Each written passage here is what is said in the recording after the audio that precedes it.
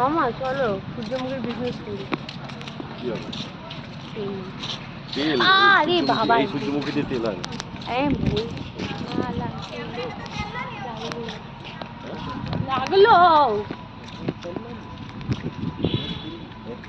ক্যামেরাতে তেল নেই। তেল নেই? এই ভদ্রলোকের নিচে কিছু দেখা যাচ্ছে? প্যান্ট ফাটা। এ বাবা, কাকু আপনার প্যান্ট ফাটা, দেখুন নাচতে ফিরে আর এখানে যদি দুটো হলুদ হলুদ দিয়ে গোল্লা গোল্লা দিয়ে দিত পিছনে দাঁড়িয়ে দাঁড়িয়ে গেছি। এই গাছটা কি জানি ফুল গাছ। না কি সুন্দর ফুল